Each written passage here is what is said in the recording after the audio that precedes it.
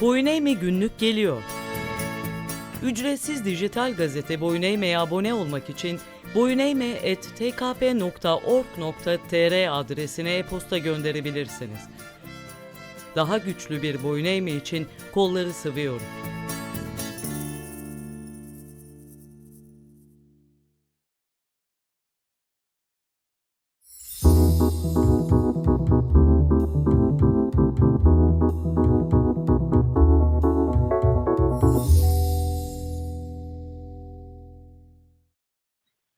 Merhabalar Sol TV izleyicileri. Sol TV'de Dünyanın Politikası programına hoş geldiniz. Bu bölümde konuğumuz Kanada Komünist Partisi lideri Liz Rowley. Kanada Komünist Partisi sosyalist mücadelede 100. yılını kutlarken kendisiyle Kanada'nın güncel siyaseti üzerine konuşacağız. Hello Comrade Liz. Well, first of all, welcome and thank you so much for joining us today. Before starting our conversation, I want to congratulate the 100th anniversary of CPC in the struggle and wish you a successful New Year.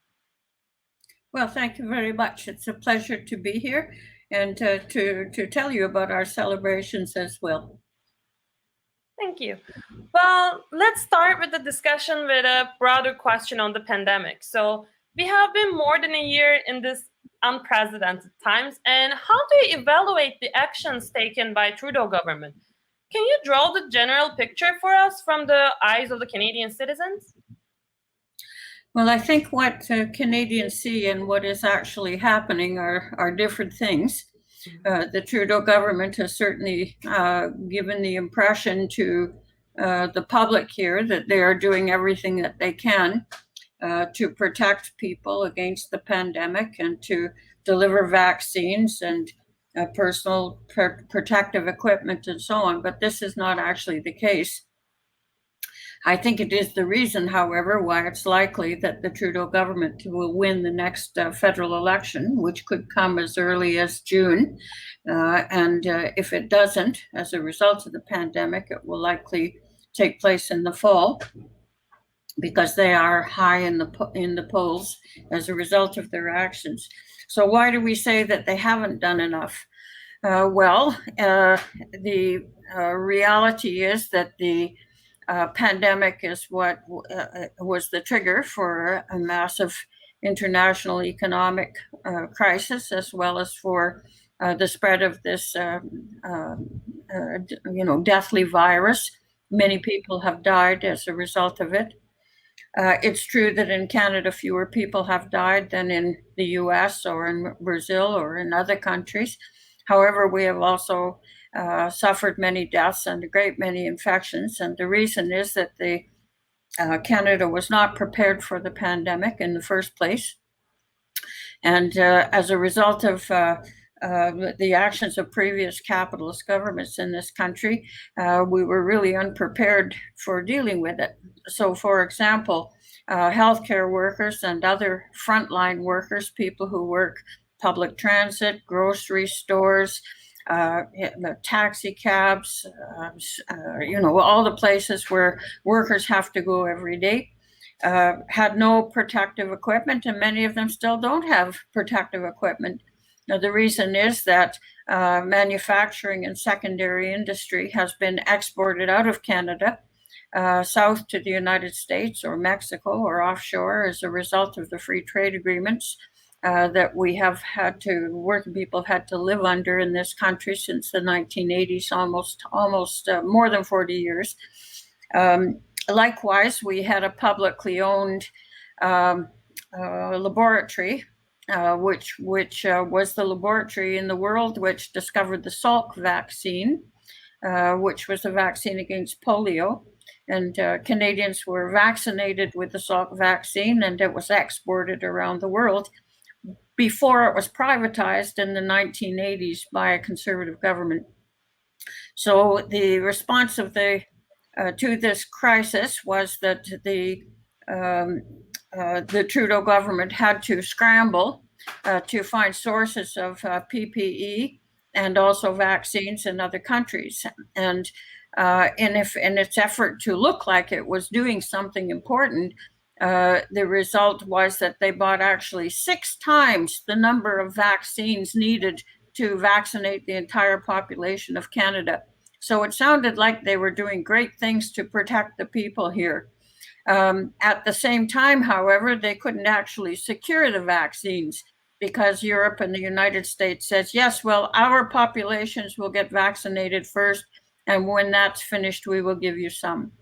And so we also, with PPE, had the experience of the Canadian government buying supplies. They arrived at the international airport in Toronto, PPE supplies, but they were sold right on the tarmac of the airport to somebody who was prepared to pay a higher price. So those goods never got off the plane. The plane arrived and then it took off fully loaded. And people have died as a result of this. We have 80% of the deaths in Canada have occurred in long-term care homes. This is where people, when they are elderly and sick, or not sick, but just elderly, many of them will live there in their old age, very vulnerable populations. But the largest number of these long-term care homes are private, for-profit operations. And as a result, you have as many as 4 people living in one room together. Even when some of them were sick with the COVID virus, they were still mixed with people who were not ill. And as a result, it was a horrendous number of deaths of residents in those homes, but also of workers in those homes. And because they're for-profit owners, not only did they not care at all about the residents, but they don't care at all about the workers either. So most of the workers were part-time workers who had to work at several different homes. And as a result, they carried the virus with them from home to home. They infected their own families. A terrible situation. They're very low paid. They had no time off in order to protect themselves and recover, or to stay at home, while they were waiting to find the results of their own testing and so on. So no, the Canadian government has not done great things for the people in this country. And by the way, they have behaved shamefully internationally because of the COVAX agreement, where countries that care about the people of the world have said that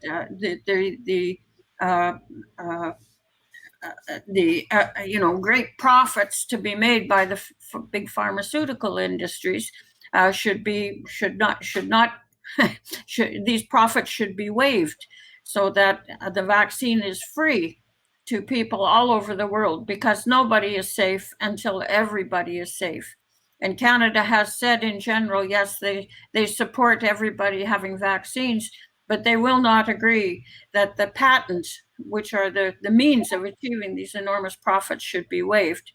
And so Canada has a publicly funded healthcare system, and all Canadians will receive the vaccine for free. The government will pay for it. But that, as you know, is not the situation around the world. And Canada's position will contribute to more deaths globally. Well, thank you so much for elaborating on that, and especially how the profit making became the main goal, and how it affects the health of millions. Thank you so much for underlining that. Mm-hmm. And maybe talking in detail about that issue, like pandemic specifically, how did it affect the unemployment? Because we have been hearing about major layoffs in several sectors. Were they really necessary cautions in your opinion? And how can we compare that with the aid given to the people, given to public, and with the $1 million budgets shared between the corporations? Well, this is a very good question, because this is really the essence of things. Canada has now, like most countries, it has developed an enormous deficit created as a result of government spending. During the pandemic, we had a very large debt beforehand, but the deficit wasn't so great relative to GDP. It wasn't in any event. But we know, we're already hearing from the right-wing governments and corporations and think tanks that this spending has got to stop, that the deficit has to be brought down, etc., and that austerity should be applied. And and many people here believe that somehow they have contributed to the deficit. Most people here don't think that the time is here for cutting back spending. They know that with mass unemployment, etc., it's very important to continue to, for the government to continue to support working people who are unemployed or underemployed or employed part-time or in the gig economy. But we can all hear these demands from the right to end the supports. Well, one of the things that we think is very important for working people to know is what is the source of the deficit. Was it created as a result of the recovery benefits that were given to the unemployed, or was it a result of the massive bailout monies that were given to the big corporations in this country? And we say it was the big corporations. They are the ones who are responsible for this deficit, and for that matter, for the debt that was created, years ago as a result of neoliberal policies of tax cuts, corporate tax cuts, and deregulation and bailouts and so on. The way that they have made these bailouts during this past year of this pandemic has been very clever. Some of it has been in the form of loans, which we know from past experience are somehow going to be forgotten. The corporations will not have to pay them back, we are sure. But another way they have done it is in what they called a CEWS program, which is what they called a wage subsidy program. But of course, the wage subsidy, which workers were very glad to hear about when their jobs were being chopped, they thought, well, thank God the government is looking after me. But the workers never received the wage subsidy. The wage subsidy went to the employers. And we can see in the example of the airline industry, for example, Air Canada, which used to be a publicly owned corporation, but for the last 40 years it's been a privately owned corporation running on the basis of, for-profit basis. They have used every nickel of this wage subsidy. And the day after the wage subsidies evaporated, they laid off 20,000 workers, and this is, and now they are crying. They have cut services across Canada. And of course, there's very little international travel at this point. They've cut the routes, and they are demanding further bailouts, or they say they're going to collapse.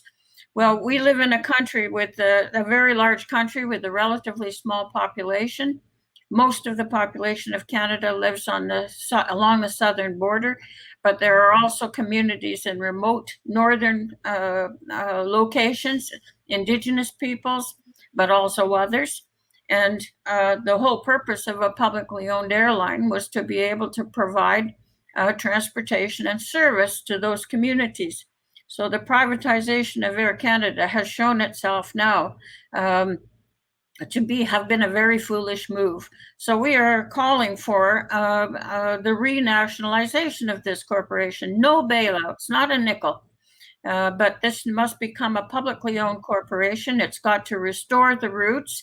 Its objectives must not be to be, a profitable corporation, but to provide service to the people of this country at a reasonable cost. So that's just one of many examples of big bailouts to these big corporations. And there are some now to the energy industry, which we know are going to be huge. So this is the big foreign-owned oil and gas corporations. They're not Canadian-owned, and they're certainly not publicly owned, which are demanding bailouts as well. This has to do with the international collapse of oil prices, and Canada is a petro economy. And so our demand here as well is no, not a nickel to those companies. What we need to do is nationalize the energy sector as well as natural resources. They weren't put into the ground by these corporations. They were put into the ground millions of years ago, and they belong to the people of this country.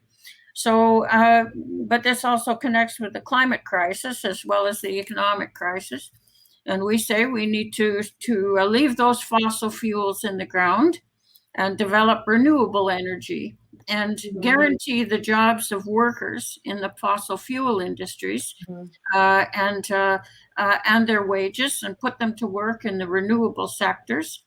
And if there aren't enough jobs in renewable energy, then we need to, put them to work in the public sector or in secondary industry and manufacturing.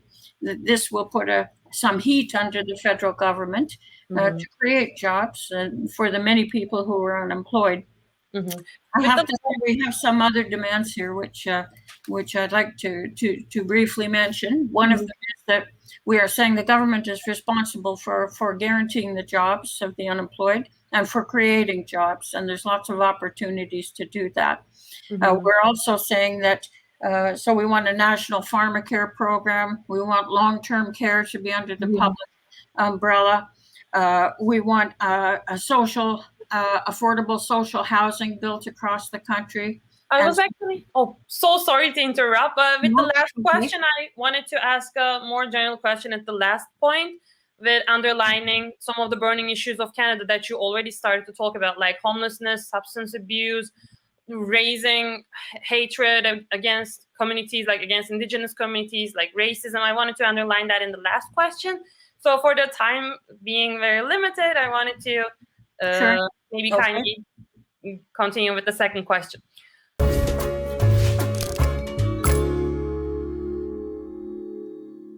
So Canada has been known as one of the very best allies of US. And how were the relations of Canada with its southern neighbor affected during Trump's America First rhetoric? Did it really cause a shadow on the relation, or was it unaffected by it? And with the new administration of Biden, do you think will there be any differences in the international affairs? There is not a significant difference between the policies of Biden and Trump. We wish there were. And Biden administration is certainly trying to suggest to the world that there is a difference between them, that they're somehow much more interested in peace and much less aggressive and much less dangerous. But the actions of the Biden government since his election have proved no different. They are continuing to try to overthrow legally elected governments in Latin America. And we're thinking in the first place of Venezuela, because Canada also has the blood on its hands from our policy, which is in lockstep with the US policy with respect to Venezuela. They have declared one of the last things that Trump did before he left office was to declare that Cuba was a state sponsor of terrorism, an outrageous thing to say, because the whole world knows that Cuba exports not terrorists, but doctors and teachers and medical teams and vaccines and so on and so forth. So has Biden reversed that policy? No, he hasn't. What about the people of Yemen, the Houthi people, who Trump also declared were state sponsor of terrorism? These people are victims of Saudi genocide against them. Other countries as well. Iran has been targeted also by Trump as a state sponsor of terrorism. Biden said that he was going to try and reverse this, the Iran nuclear deal, that the U.S. would rejoin the arrangement. And a lot of people thought, well, thank God, maybe we can reduce tensions in the Middle East. But in fact, what he did was to assign new conditions on the Iranian government, which the Americans knew, the American government knew that the Iranian government would never agree to. And so there is no progress, but there is more tension in the Middle East. Likewise, their approach to Syria and so on. So no, there isn't any substantial change, nor with respect to the DPRK, North Korea. And no change with respect to Canada either.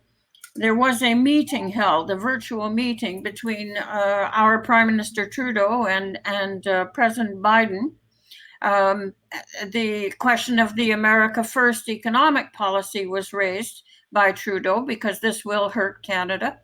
And Biden said, Trudeau said, will you exclude Canada from the America? No, won't do it. But in response, he said, but we do want Canada to increase its funding for NATO. And we also want Canada to agree to pick up 40% of the costs of modernizing NORAD. Well, NORAD is another defense agreement, like quote unquote defense agreement. It's not. It's an offensive agreement, and its purpose is for a first strike nuclear war. And this is going to cost somewhere between $11 billion and $15 billion. And these are monies that should be put into job creation, into peace, into environmental protections and safeguards, into job creation and so forth. So this is a very dangerous administration. This is imperialism in its dying, decaying days. And as its social base is shrinking, it's becoming more violent and more dangerous on a global scale. So it is dangerous to its own people as well, as we can see what is happening inside the country. The developments of, the attacks by Trump on the Black population in the United States, on the LGBTQ population, on women, on immigrants, on Muslims, a long, long list. So these have brought out, fascist tendencies in the country, and the same thing is happening around the world. In Europe, we're seeing the growth of fascism in Europe. We're seeing the growth of fascism in our own country, not to the same extent, but fascist movements are appearing. And we have had the anti-Asian racism in our country as well, where people have been, attacked and injured, and this is unacceptable. So we have speeches from our prime minister saying this is unacceptable, but what actions have been taken to stop it? Not very much. Yes, thank you so much. And maybe continuing with talking about that, Canada tries to build, Canadian government tries to build this picture-perfect international image through discourses of multiculturalism, human rights for everybody, and welcoming home for immigrants, safety, accessibility, and the list goes on.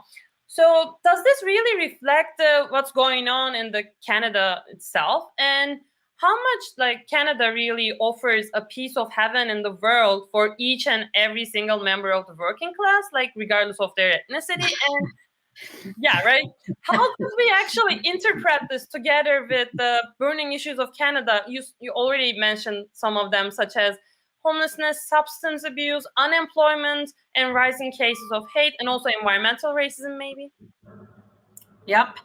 Well, you have a good picture of all of the negatives in Canada. So I think that what we are seeing in this country is a centralization of capital, and a growing gap in living standards and in social and political rights, democratic rights, between the largest corporations and the extremely wealthy, and the bulk of the population whose living standards are falling, whose wages are falling, who as a result of the pandemic are facing widespread unemployment. Many of the people who've been laid off are never going to go back to work. We're going to see a huge increase in permanent unemployment. Already it's over 8.5%. And I can say that earlier I mentioned that we are hearing these demands now from the right about austerity, that it's time to stop spending of any kind to benefit workers. And last fall, there was an op-ed piece in one of the Washington newspapers by a previous prime minister, Harper, who said what Canada needs is austerity. And Canadians don't know what austerity is. He said real austerity is what they had in Greece. And that's the kind of austerity that he's calling for in terms of Canada. So we want to make this an issue in this federal election campaign that's upcoming. to us. The question is, what is the content of recovery here? It's for working people, not for corporations. Corporations have made a lot of money during this crisis. Working people are the real victims. You asked me about the conditions of immigrants, by the way. And I can say that many immigrants in this country are seasonal workers. They come here to pick vegetables, to pick fruit, and so on. They're here for a few months. They live in sheds on large corporate farms. Many of these people have become infected with COVID. Some of them have died. And the response of their employers and of the Canadian government is, if they get sick, well, then they should go home. And that Canada doesn't want to look after them. It's okay if they can work, but if they can't work, well, out you go. And of course, this is completely unacceptable. And it shows that we have recent studies which show that one of the biggest places for the transmission of this virus is in workplaces.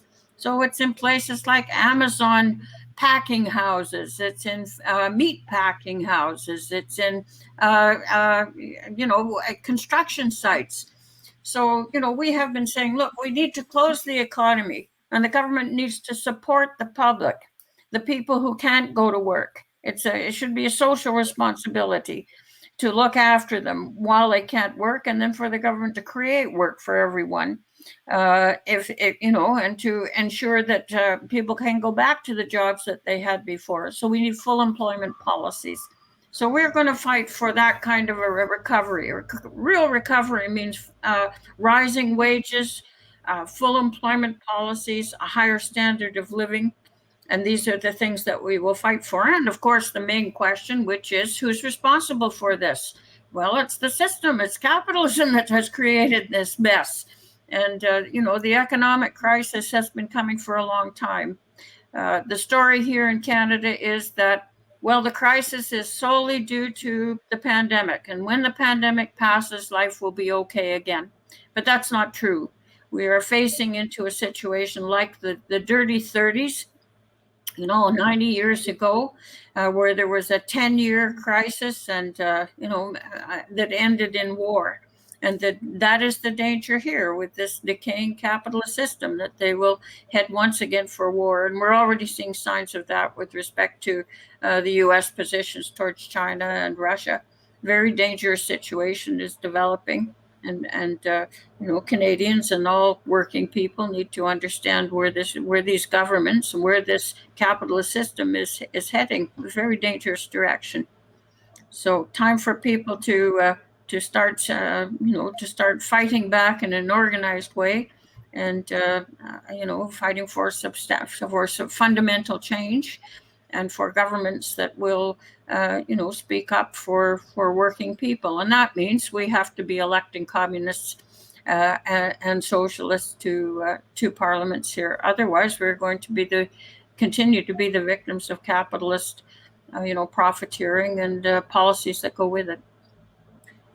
Well, thank you so much for clarifying and enlightening us about what's going on in Canada. And these insights that you give us was really helpful for us to understand the reality, what's going on in the background, right?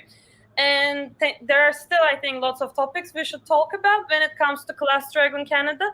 But we would love to have you again in our program, but we're approaching to the end of our discussion this week. So thank you so much for being a guest in our program. And do you have any last remarks you want to share with us?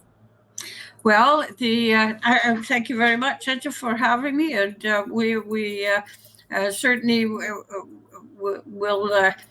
want to express our solidarity with TKP, a very important work that you are doing too in Turkey. So solidarity, and long live proletarian internationalism. Thank you so much. Sevgili izleyiciler, Dünyanın Politikası'nda bu hafta Kanada Komünist Partisi lideri Liz Rowley'i dinledik. Kendisi Kanada'nın pandemi yönetimi, Amerika ile olan ilişkiler ve Kanada'nın göçmen cenneti ötesindeki iç yüzü hakkında izlenimlerini bizlerle paylaştı. Önümüzdeki haftalarda görüşmek üzere, hoşça kalın.